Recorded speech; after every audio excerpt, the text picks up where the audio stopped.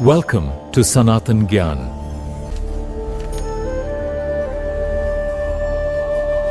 हिंदू धर्म की जब भी बात होती है तो एक संख्या है जो लगभग हमेशा सुनने को मिलती है, 33 करोड़ देवी देवता। और ये आंकड़ा आप जानते हैं कई लोगों के लिए इस परंपरा की विशाल और जटिल प्रकृति का प्रतीक सा बन चुका है। बिल्कुल, लेकिन सवाल ये उठता है कि क्या यह संख्या एक तथ्यात्मक गिनती है या ये एक गहरी दार्शनिक सच्चाई को बताने वाली कहीं ना कहीं एक भाषाई गलतफहमी है। आज हमारी चर्चा इसी स्रोत सामग्री से उपजे प्रश्न पर केंद्रित है। क्या हिंदू धर्म की नींव में वाकई 33 करोड़ देवता हैं या ये संख्या एक ज्यादा सूक्ष्म और एकीकृत वास्तविकता की ओर इशारा करती है? मेरा मानना है कि करोड़ शब्द को सिर्फ एक भाषाई भूल कहकर खारिज कर देना मतलब बहुत आसान है।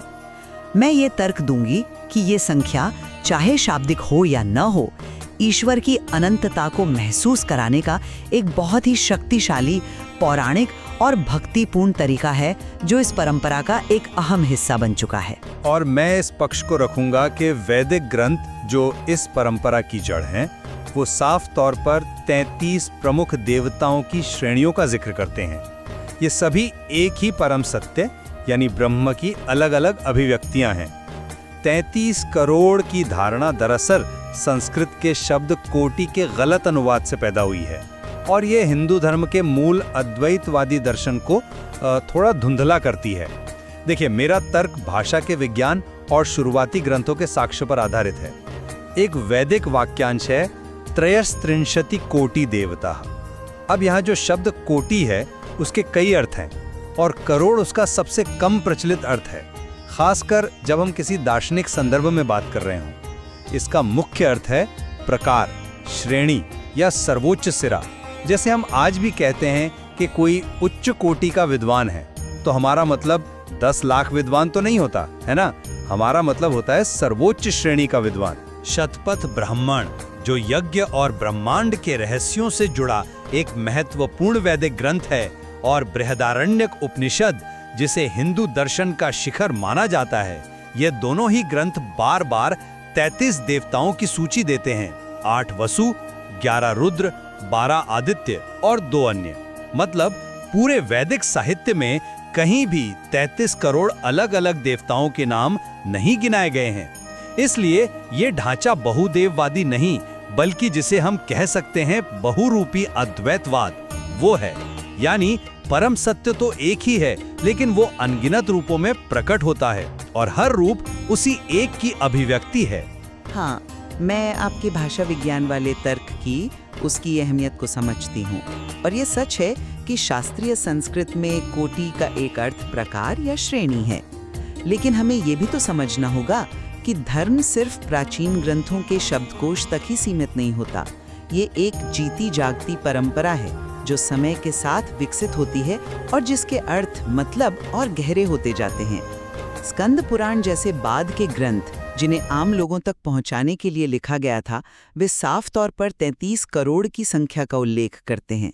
अब इसे सिर्फ एक अनुवाद की गलती कह देना इन ग्रंथों के उद्देश्य को नजरअंदाज करना होगा।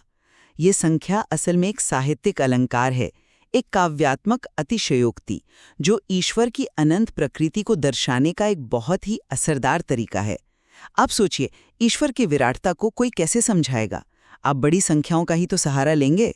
जैसे एक राजा के साम्राज्य में लाखों प्रजा होती हैं, वैसे ही 33 मुख्य देवताओं के दिव्य गण, मतलब उनके सहायक या सेवक, करोड़ों में हो सकते हैं। इस आंकड़े को केवल एक भाषाई भूल बताकर मुझे लगता है हम उस भक्तिपूर्ण कल्पना की शक्ति को कम कर रहे हैं जो ईश्वर की असीमितता को समझने के लिए ऐसे विशाल प्रतीकों का इस्तेमाल करती है।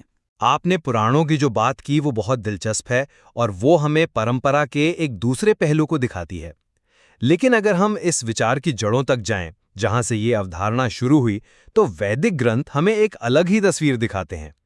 चलिए जरा बृहदारण्यक उपनिषद की ही बात करते हैं। वो इन 33 देवताओं को सिर्फ गिनाता नहीं है, बल्कि उनके ब्रह्मांडीय कार्यों के आधार पर उन्हें व्यवस्थित करता है।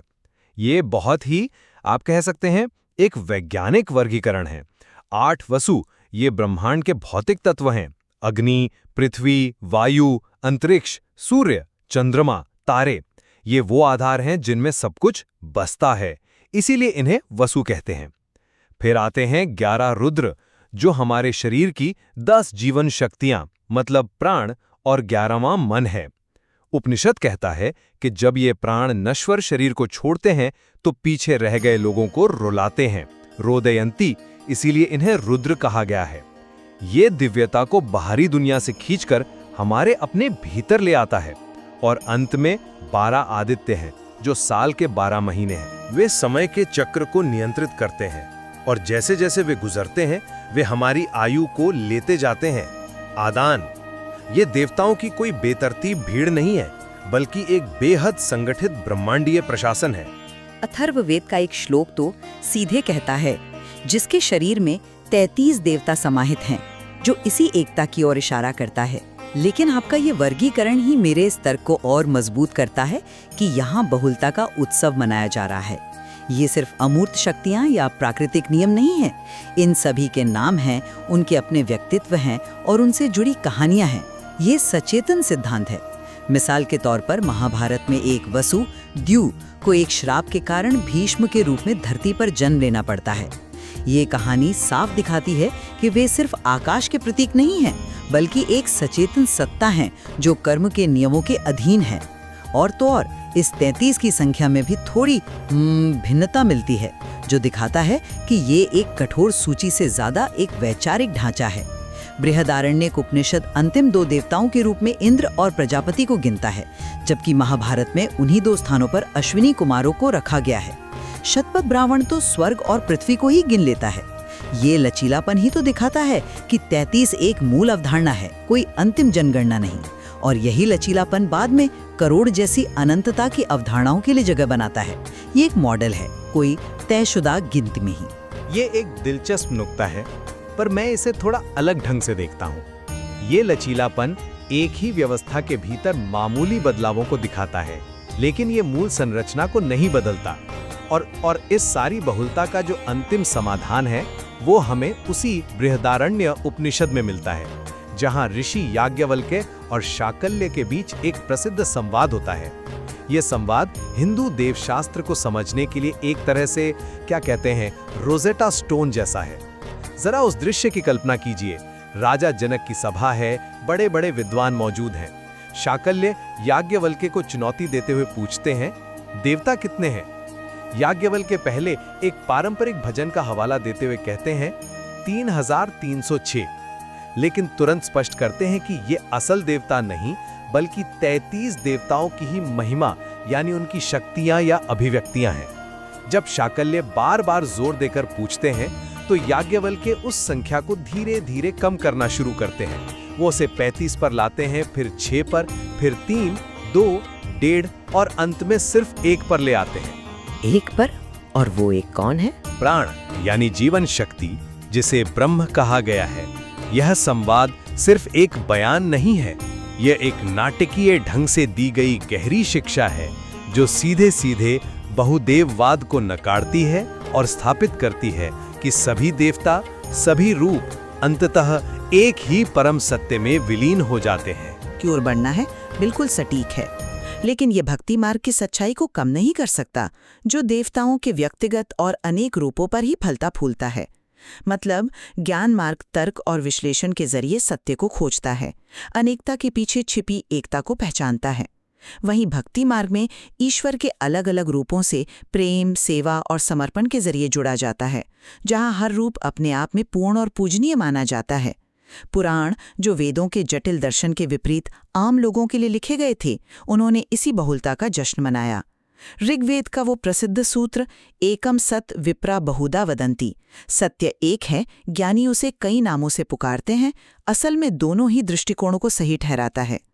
एकम सत आपके अद्वैतवादी तर्क का समर्थन करता है और बहुधा वदंती मेरे अनेकता के दृष्टिकोण का। एक दार्शनिक दृष्टिकोण को दूसरे पर पूर्ण वरीयता देना इस परंपरा की समग्रता को अनदेखा करना है। ध्यान और भक्ति दोनों ही एक ही शिखर पर पहुंचने के वैध रास्ते हैं और दोनों को अपने अपने प्रतीकों और अपनी अपनी भाषा की जरूरत होती है। करोड़ भक्ति की भाषा है जो विशालता और प्रेम को दर्शाती है। लेकिन क्या हमें इस विचार के ऐतिहासिक संदर्भ को भी नहीं देखना चाहिए? 33 करोड़ की धारणा को औपनिवेशिक काल के अनुवादकों ने बहुत मजबूती दी।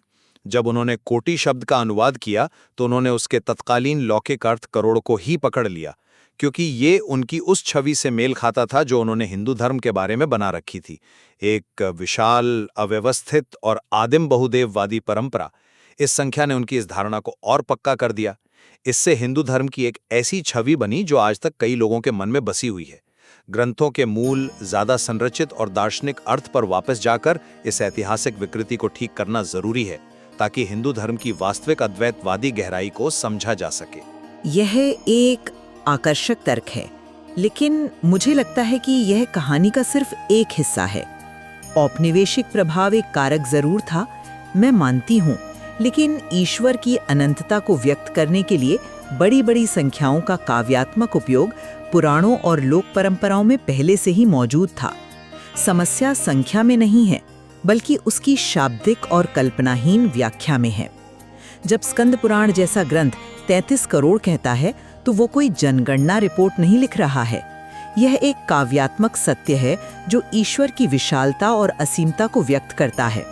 यह कहने का एक तरीका है कि दिव्यता इतनी विशाल है कि वह हर कण में है, हर रूप में है, हर जगह है।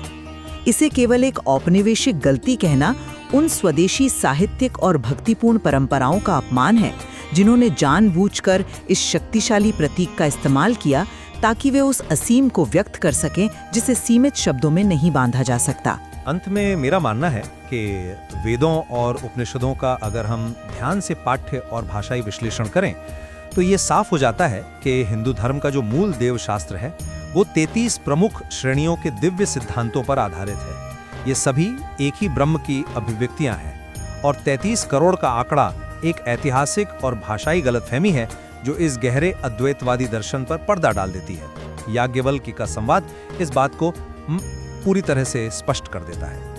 और मेरा निष्कर्ष ये है कि जहाँ 33 की संख्या का एक स्पष्ट वैदिक आधार है जिसे नकारा नहीं जा सकता, वहीं बाद के ग्रंथों और लोकप्रिय परंपरा में 33 करोड़ की अवधारणा सिर्फ एक त्रुटि नहीं है। ये ईश्वर की अनंत और असीम प्रकृति के लिए एक सार्थक और शक्तिशाली रूपक है। 33 की संरचित पदानुक्रम और 33 करोड़ की काव्यात्मक असीमता, ये दोनों ही दृष्टिकोण हिंदू विचार की जटिलता को समझने के लिए वैध और जरूरी हैं। एक दर्शन की गहराई को दिखाता है तो दूसरा भक्ति की विशालता को। यह चर्चा परंपरा के भीतर एक मूलभूत तनाव को उजागर करती है। दार्शनिक रूप से हर चीज को एक सिद्धांत में समेटने की कोशिश और भक्तिपूर्ण ढंग से उसी सिद्धांत को अनगिनत रूपों में विस्तार देने की चाह के बीच का द्वंद्व। बिल्कुल, और शायद सच्ची समझ किसी एक को चुनने में नहीं है, बल्कि ये सराहना करने में है कि कैसे ये दोनों ही दृष्टिकोण एक ही गहन वास्तविकता के अलग अलग पहलुओं को रोशन करते हैं। एक हमें जड़ों की ओर ले जाता है तो दूसरा हमें शाखाओं और पत्तों की सुंदरता दिखाता है।